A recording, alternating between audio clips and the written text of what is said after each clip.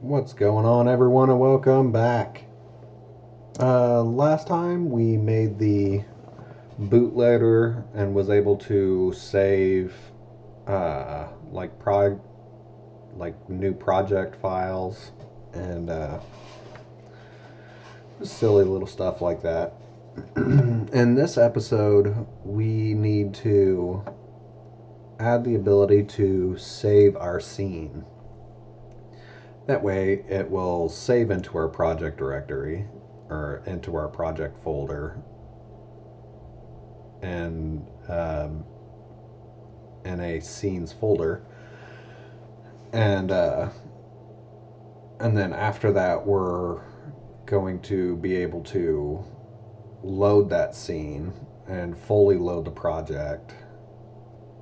That way, we can get into runtime, because once we are able to save the scene and then reload it from the project, then we're good to go for getting into runtime stuff. So I will say that I did kind of change a little bit on the bootloader. I added an image, which isn't anything. Don't worry about that down there. It's just, yeah. So I added an image. Just super basic. But I did have it drawing in the entire window, and I didn't like the way that it looked, so I changed it a bit, and I moved these buttons down. So all that is this right here. I'm just importing the image as a buffered image. And then this was already here. I just added this right here. All this code. Well, not really all that, because it wasn't much, but yeah, so that's it. And that will be able to draw whatever image that you want to display in there. And for the combo box, I just moved it down to 240, and the button moved it down to 276. And that's it. Alright, let's get out of there, because we don't need that any longer. Alright, so the first thing that we need to do is add a menu item to be able to save the scene. So right here, what we have to do is say add file new menu item. I will say save scene, and then I'll say this file. That way it gets sent to the file method. And then down here in the file method, all we have to do is basically do the exact same thing we did here. So we'll say if m dot name dot equals save scene, and we know that we're going to be saving the scene. So in here, we're going to say editor dot save scene new scene. And we haven't created this method. That's what we're getting ready to create. For now, all we're going to do is we're just going to pass in the name of the scene that we're going to save. So we'll just call it new scene for now. And later we'll get into like naming the scenes and all that fun stuff, and then passing it through here and whatnot. So we will get into that.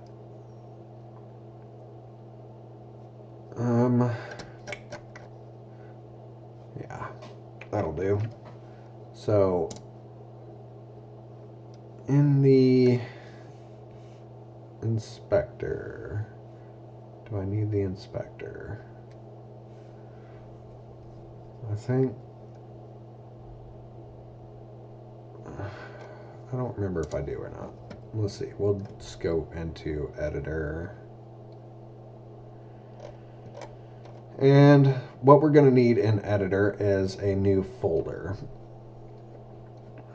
So where are you at? Right here. We're going to need to make a scenes folder. So all we have to do for this is just copy that, paste it, change that from textures to scenes, and that will give us another project folder to work with.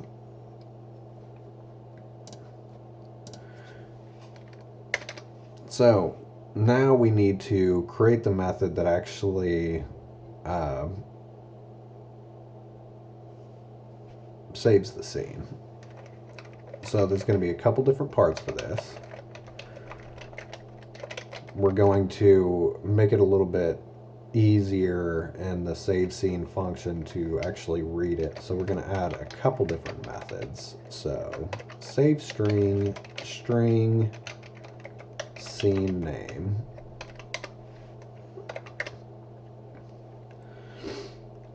And in here, we need to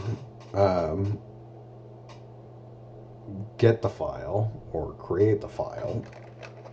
So we'll go file f equals new file. It'll be working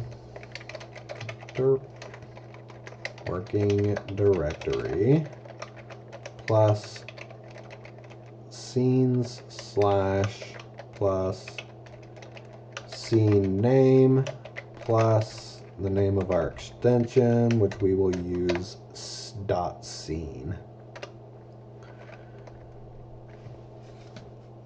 And that needs to be a capital.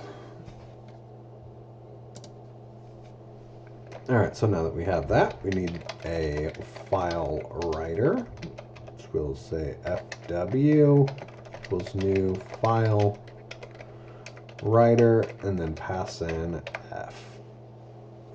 And I keep on putting lower cases.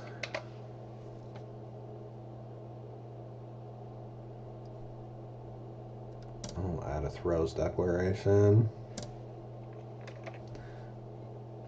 Believe, yes, I'll have to surround with try catch, and then make it not take up so much room.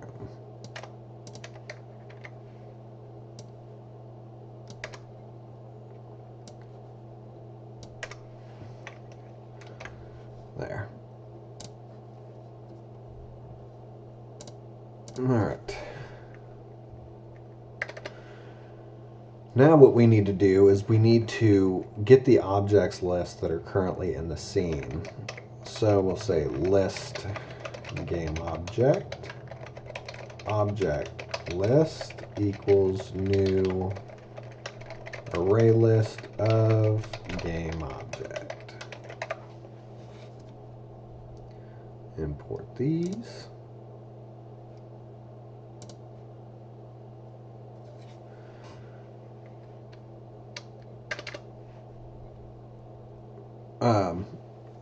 Oh, so you know, this is going to be a list of the objects in the scene, but what we're going to do is we need to do a hierarchical scene file. So it's going to be almost like how we did in the hierarchy. So it might be a little bit familiar to you. And you'll see how that works in just a second when we get to it. We also need to get the master. So we're going to be doing a few things that involves the master object. And of course, object list dot add master. Since we're doing hierarchical, we need to use the master in the first slot of the array list, because all we're going to be doing is cycling through all the children. That way we know, like, parenting and so on, so whenever we load the scene, what's going to happen is we will know for a fact that the parent has already been created. If we do not make a hierarchical scene file, then it's possible that the parent of an object may have not been created yet. So you'll have an issue whenever you're parenting objects in the scene. So that's why we're doing this. So while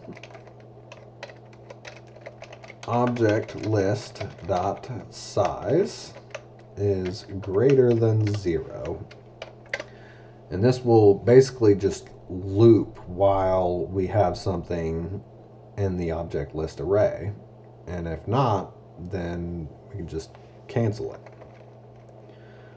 So next is game object g equals object list dot get 0. So we want to get the first element in the array.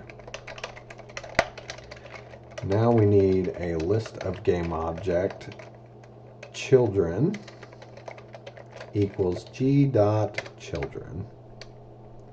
So that way now we have a list of all the children that that object has. And if children dot size is greater than 0, greater than 0, then we need to loop through it. So our normal loop, I is lower than children dot size, and then I plus plus, and then so I'm not taking up another line. I will just say object list dot add 0, because we want to place it. We want to place it as the first element in this array, and then do children dot get I.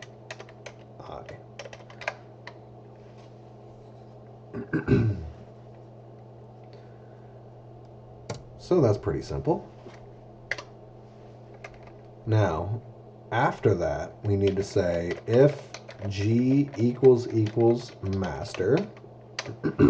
So if the game object that we're currently looking at is the master, then we need to say object list dot remove object list dot size minus 1, because we always know that the first object, which will also be the last object in the array, because we're placing all the children at 0, we know that the last object in the array is the master. So we'll need to remove it once we, like, whenever we get to it. And then what we're going to do is just continue.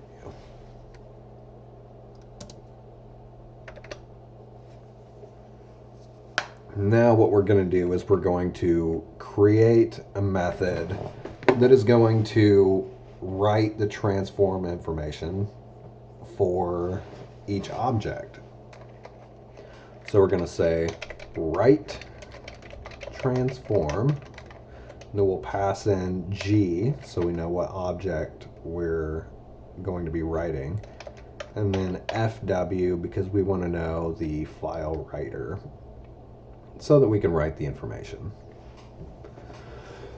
All right. probably go ahead and write the transform information, and then we'll continue on. All right, in here we could just say private static void write transform, and then we need game object G and the file writer that we're using.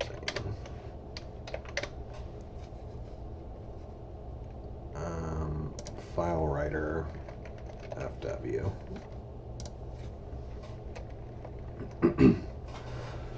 So how we're doing this is, I've explained it in the past. It's basically a custom XML,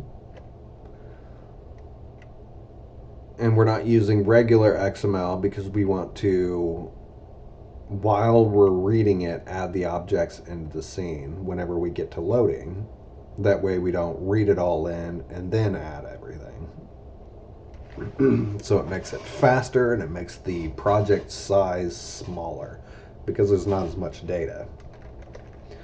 So we're just going to kind of trim off a few things.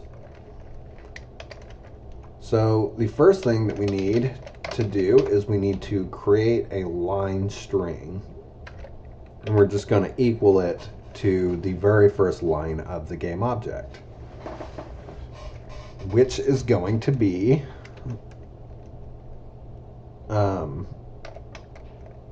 Pac-Man greater than G. We're going to go name equals, and then we have to put a parentheses. So how you do that is just like that. And then plus G dot name plus backspace, or whatever you want to call that.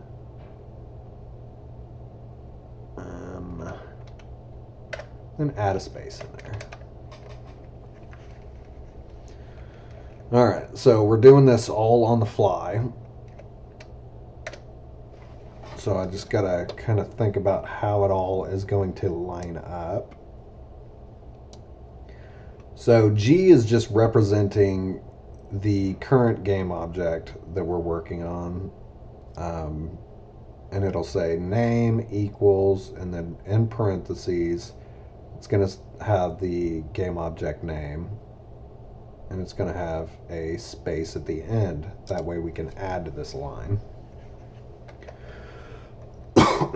So we can add all the transform information. And I'm just splitting it up like this just so that it's a little bit easier to read. So we're going to say line plus equals, in parentheses, position equals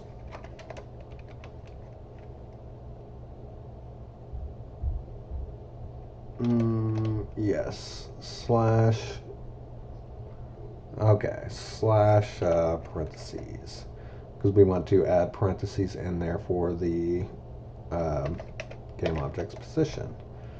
So G dot position dot X plus space in the parentheses plus G dot position dot X plus, we need another parentheses and a space. Now this will add the position information to this line. And we're going to do that with everything. So position, and then scale, and then rotation. It's got to be in that order. So, well, I mean, it doesn't have to be, but you want to be in the same order as me for whenever we actually read it in. wait, not rotation, G.scale. Scale. And then as for rotation, we only need one because we're only rotating on one axis. So we can remove that. And let's see here, change that to rotation. Remove the dot x because we don't need that. So instead of a space at the end of this parentheses, what we need is greater than, and then slash n. That way we add a breaking point on there, so we just go to the next line. And then we're going to say fw dot right line. And then this is going to be, it's going to add a throws declaration that will go in with that one.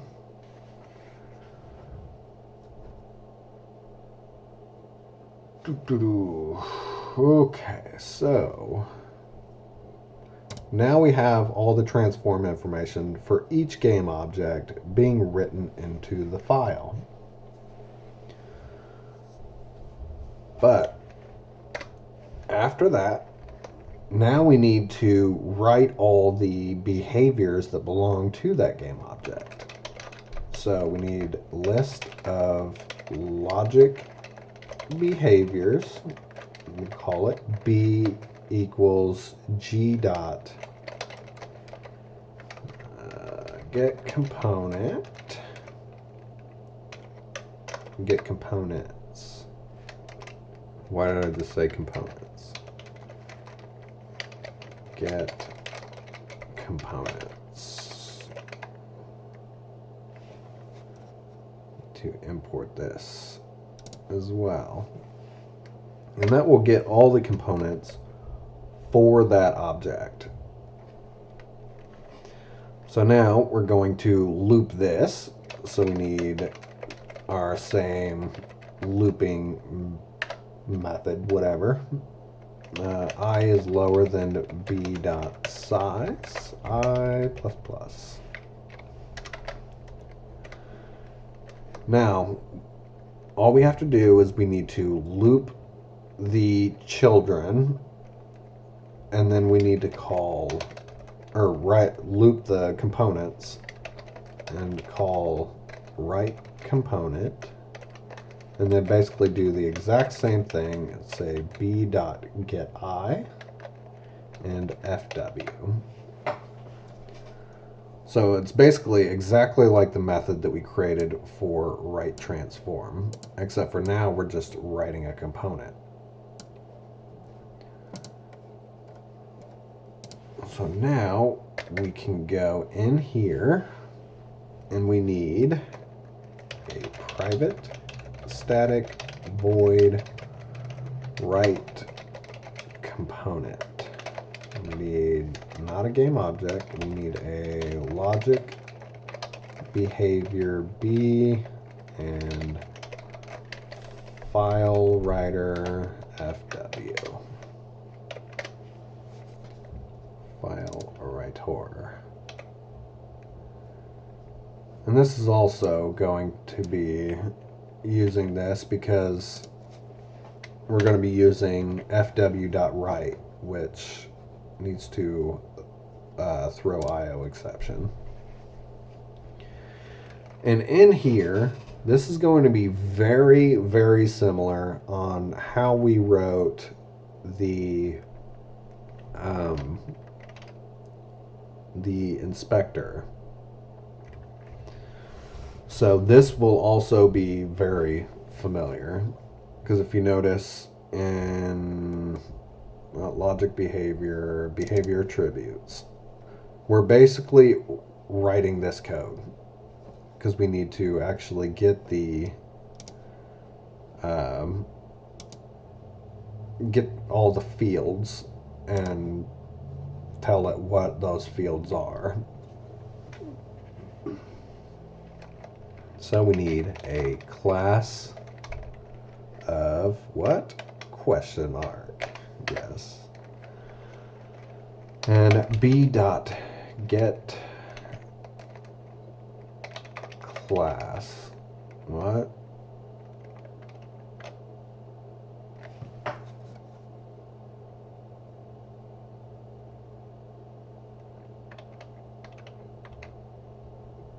Why is it not letting me do that?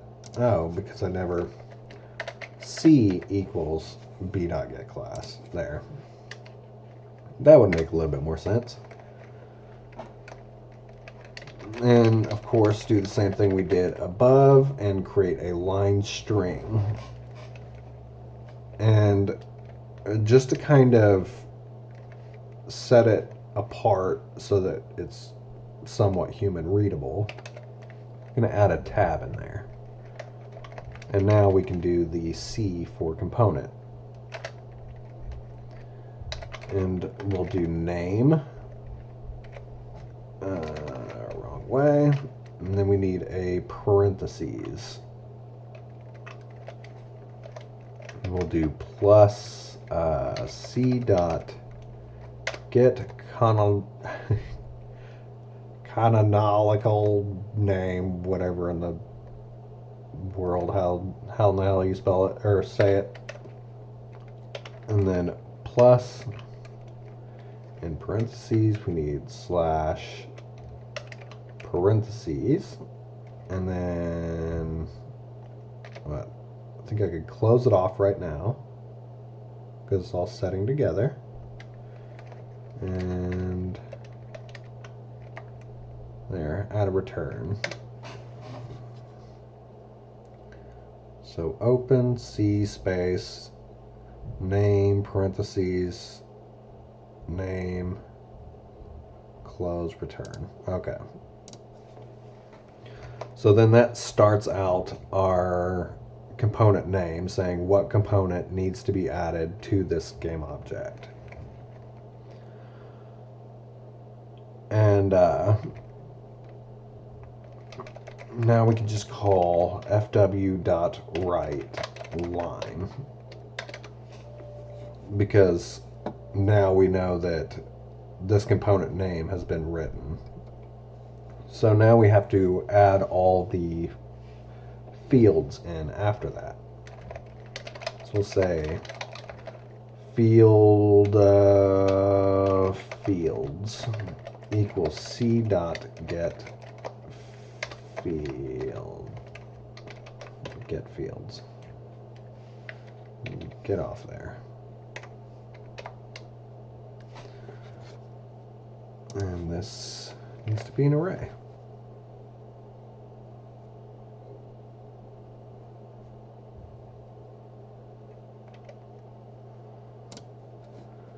What field did we have to import over here? Reflect.field. Reflect.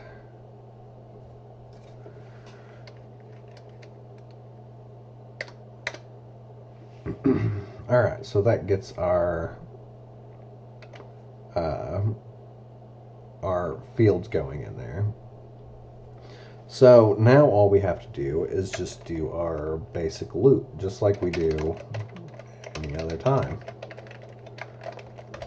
We're going to loop through fields.length.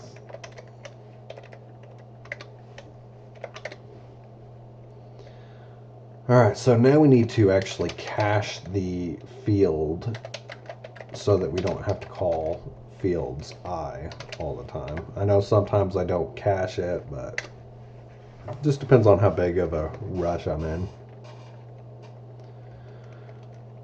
So now we can say line equals, and we're going to say tab. That way it's tabbed over one more. We're going to be using the variable character. then, of course, add a space in there. And then we're going to go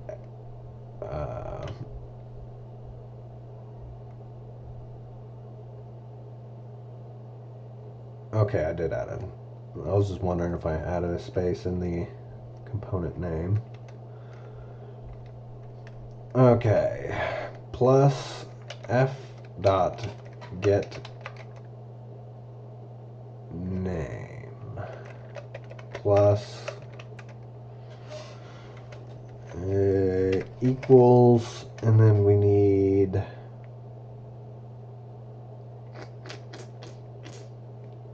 let's see here. Need parentheses. Yes. So that will start out our line.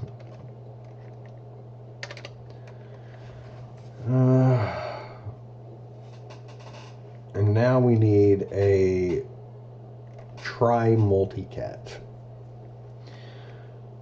Because you can have different kind of illegal exceptions. You can have an argument exception or an access exception.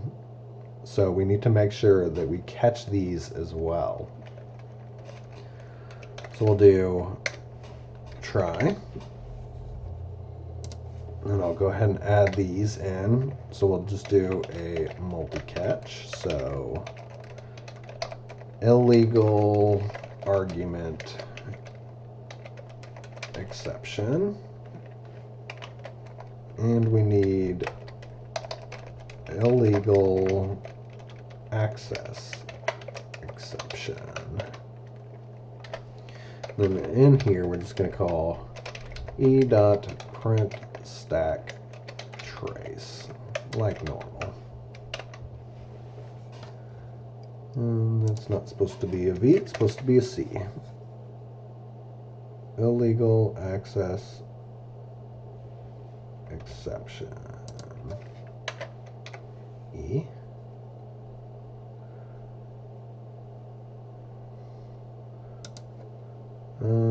What am I doing wrong?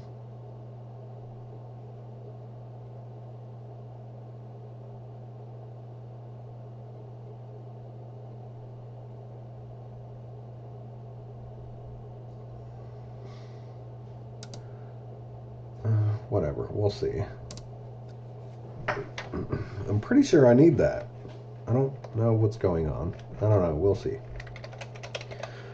So in here, we'll do string t equals f dot get type dot to string dot split at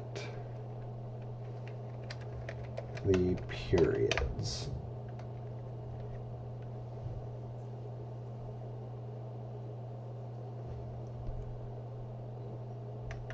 Yes.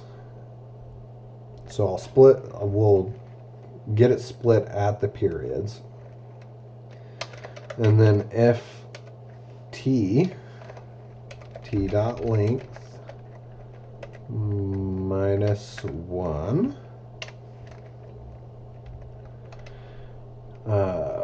dot equals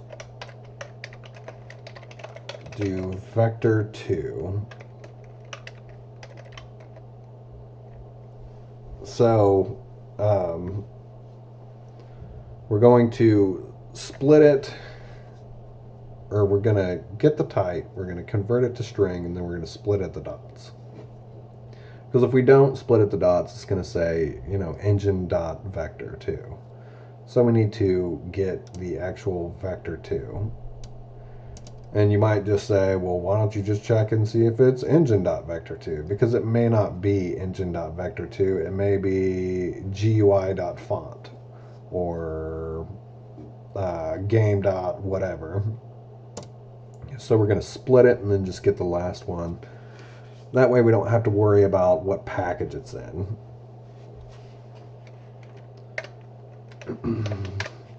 And we only need to do the classes that cannot immediately be printed out correctly. For instance, if you said print an int, it's going to print a number. If you print a float, it's going to print a number. Print a string, it's going to be a string, obviously. But this is different because this is a custom class, so I can't just say print vector2 because then it's going to say vector2 at 38e blah blah blah. So we need to make sure that that is printed out correctly. So how we do that is, and I'm pretty sure I showed this as well whenever we actually were rendering vector2s in the inspector, because all of this is exactly the same, like I said. And we're going to say f.get b.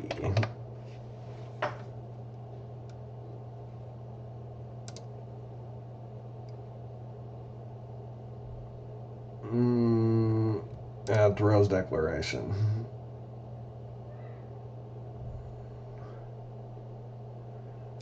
No. There's my illegal access exception. Why did...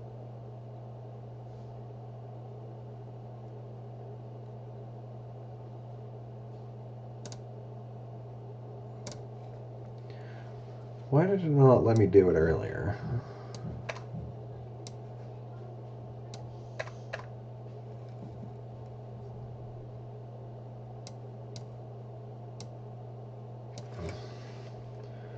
You stupid thing. E.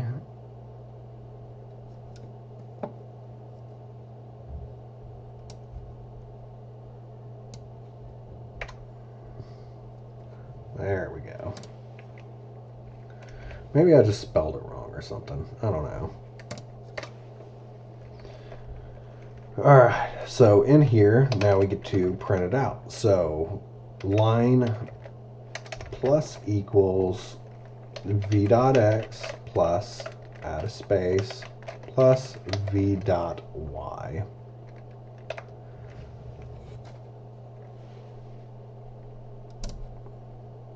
And that ends it for vector 2.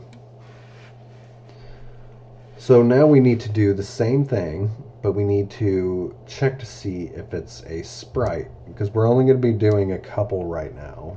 We're not going to add the whole thing because I don't want to take up an insane amount of time adding in all the custom variables. We'll just do the ones that we can use immediately, like setting sprites and vectors and whatnot.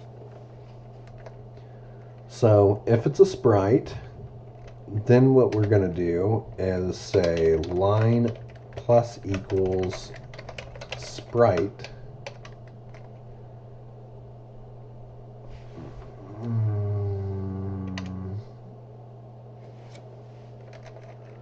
Yes. F dot get b dot name.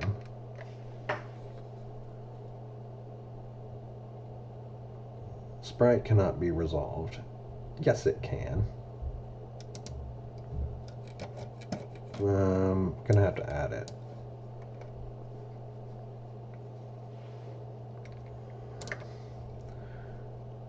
It's in GUI.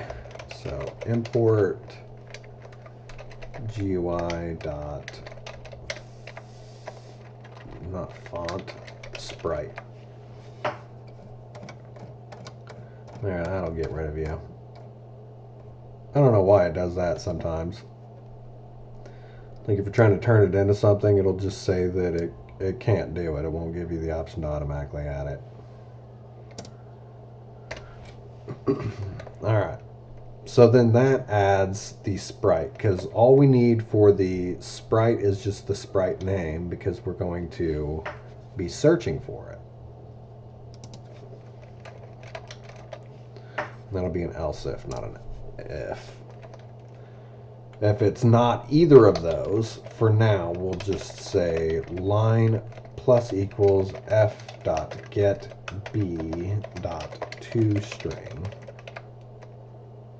because that's all the information that we actually need.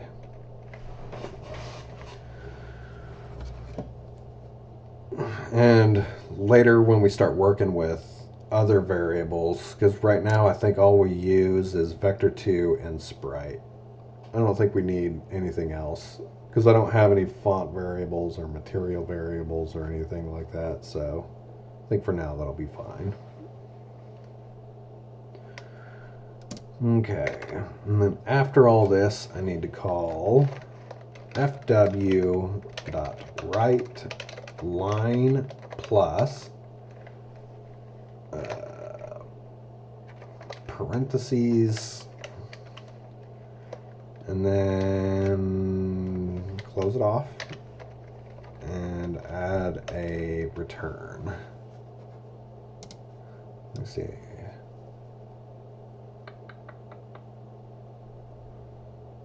Line plus and turn. Okay. So then that writes the component and all the component's values. So, yes. So now all we have to do is we need the parent information, because we need to know if it has a parent, and if not, then, you know, don't write one. So if g dot parent does not equal master, and we'll change this in the future too, because right now we have it so that parents are, like, if master is the parent, it'll say master is the parent. It doesn't return null, which it should, but we haven't written it that way yet.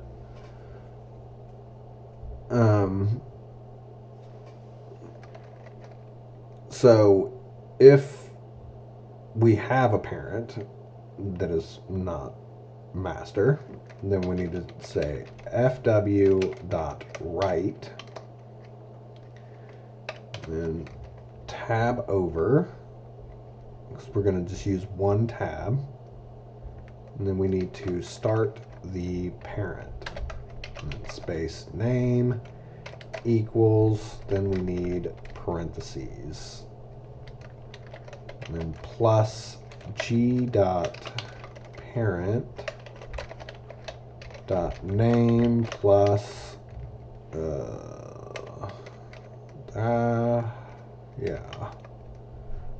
parentheses, close it off, and then we need a return.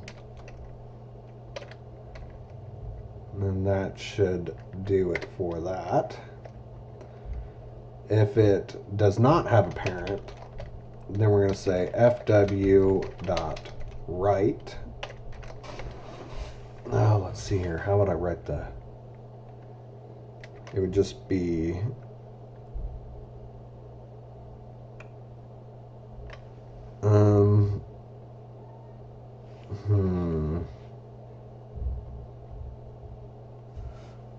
Because either way, I need to close that off.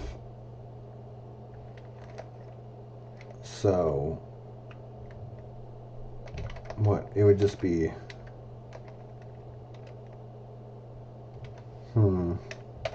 That. And close it off. Not FG. And then return.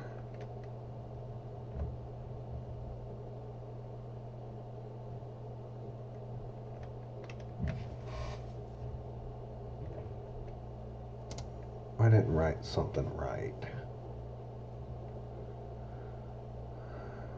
Open, backspace. that way. There we go.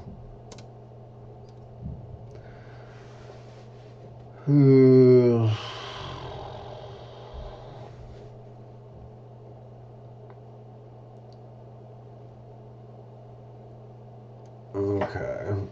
We'll look at that here in a minute and see what it looks like. Object list dot remove G. So we'll remove the game object that we're currently working on. And then down here we need to call fw.close. So we need to close it out.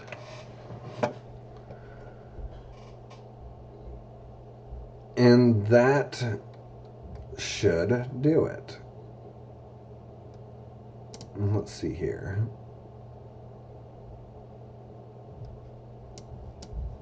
We need to create a new project.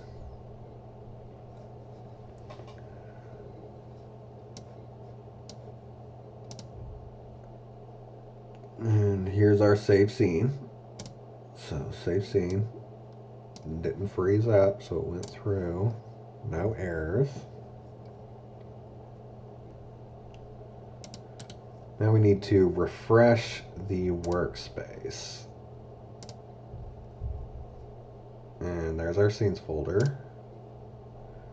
New scene. Let's open it up and see what it looks like.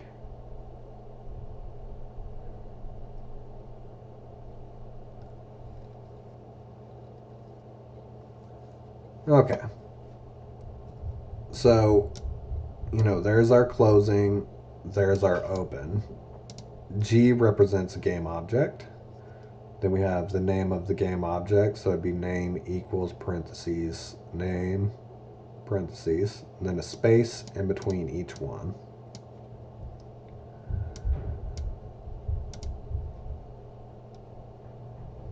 And then it'll be position that way, rotation that way.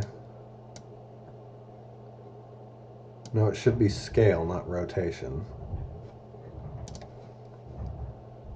Where are you at? Scale. Oh, why not just change it in there? It's their editor. Rotation. This needs to be scale. I don't know why I did that before. Alright, let's go back in it. Let's see what else we messed up. And I'm not closing it off if it has a parent. I didn't add that in there.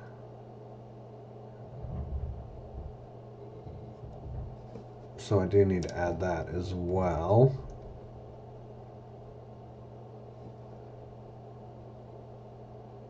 So if I have a parent, okay, right here. I see what I did wrong. So at the very end, I just left off that G, so then that closes off the game object, and then add another return.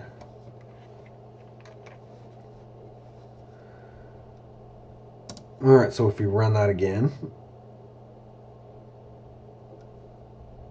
and it will automatically select a project if we already have it on there. So we never have to, if we already have a scene in here and it already knows it, it's automatically going to select it. So it won't start out as new project, it'll start out as my project. So let's open this. Save the scene. Refresh the scene. No, the scenes folder. Double click. Alright. Scale. Awesome. Changed that. Added the closing statement. Let's see here. There's spaces in between there. P name equals A. P name equals B. Same thing there. Writing variables. some value. There's no value. And then here we want the component path. So it'd be game.test, engine.sprite render. So all that's correct. All right, that's good. That finishes our scene file writing. So as you can tell, how I mentioned that this is, I mean, if you're looking at it, it looks almost identical to XML, except for whenever I'm opening a component, I don't have to close the component. Whenever I'm opening a variable, I don't have to close the variable.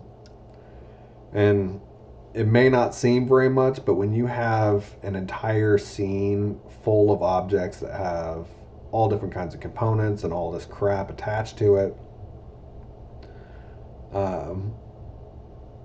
then you add up a ton of memory that shouldn't be used.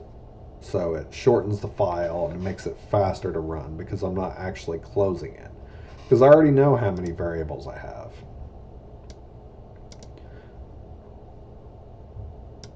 I already know how many components I have. So whenever we get to reading it in, you will actually see all of this come into play. So it'll make it a lot nicer looking. All right. So, like you noticed, it does know what project we're opening. I don't know if I mentioned that in the last video, but even though it doesn't, you can't tell because, it's still putting in all this stuff and, all of this. It's because we just haven't changed that. It does know what project we're currently working out of. And so to show that, we can say, let's see here.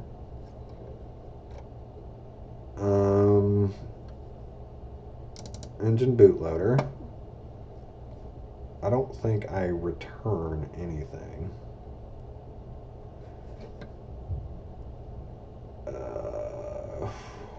Where's core? There. Editor.initconfig.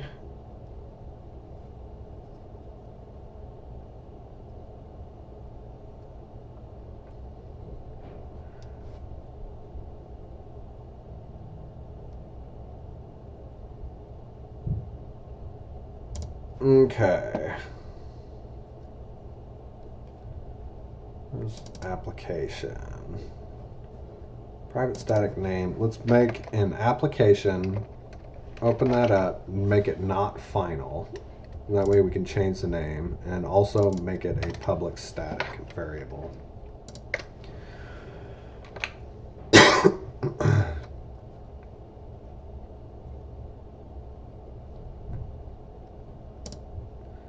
And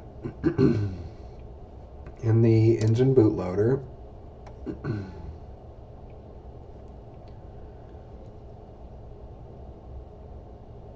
right, editor.openProject, or actually let's say editor, go into the open project folder, return new project.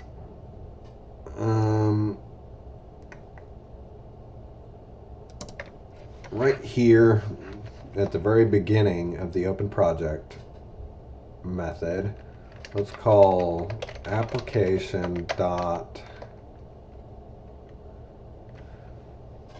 name equals, or let's just say plus equals. Let's add on to it. And then add a space. And say a dash, and plus name plus dash. So that will tell the window what the name should be.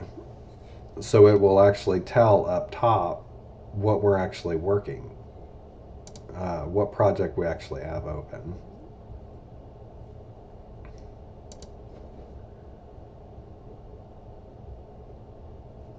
Let's see here. My project began. Yep, Logic Engine, my project. So, looking pretty good. All right. Next episode, we will be working on loading scenes. I don't know if we're going to be. We probably should pretty soon get into loading the actual project files itself and make sure that everything is rendering correctly in the project panel, because right now it's just showing everything that's built into the engine, not whatever's in the external folders. So we need to do still a whole bunch of stuff, but we will just in the next episode do importing the scene. That way we can start the runtime stuff, just so that we can show all of the things that you can do in runtime, and then we'll come back to loading in our full project from the external folders. So I hope you learned, and I will see you in the next one.